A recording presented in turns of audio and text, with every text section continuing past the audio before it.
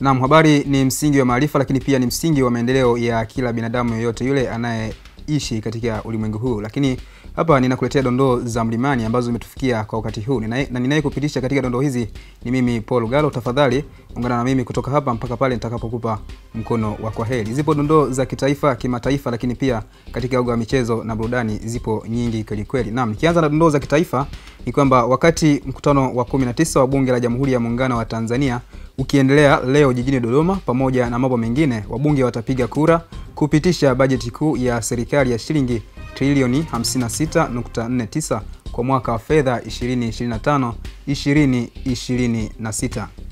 Aidha, bajeti hiyo inajumuisha stahiki za watumishi na michango ya pensheni kwa maana ya serikali kuu shilingi trilioni 9.17 pamoja na ununuzi wa bidhaa na huduma nyingine shilingi trilioni 5.58.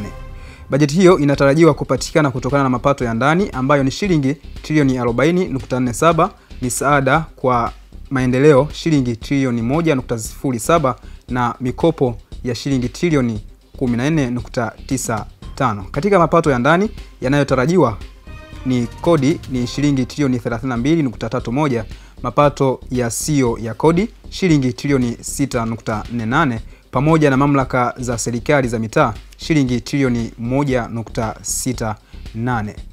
Aidha, mikopo inayojumuisha shilingi trilioni 6.27 kutoka vyanzo vya ndani na shilingi trilioni 8.68 kutoka vyanzo vya nje. Naam, hiyo ilikuwa ni dondoo ya habari kitaifa. Twende tuangalie dondoo ya habari kimataifa, ambapo Rais wa Marekani Donald Trump amesema Israeli na Irani zimekubaliana juu ya mpango wa kusitisha mapigano yanayoendelea huko Mashariki ya Kati, ambapo kupitia chapisho lake kwenye mtandao wa kijamii wa Truth Social, Trump amezipongeza Israeli na Irani kwa ujasiri na busara kumaliza mzozo huo. Huku Waziri Mkuu wa Qatar Sheikh Mohammed bin Abdulrahman Al Thani amezungumza kwa njia ya simu na viongozi wa Tehran na kuthibitisha kuwa Irani inaafiki pendekezo hilo la Marekani kusitisha mapigano, huku Israeli ikisadiki pia mpango huo.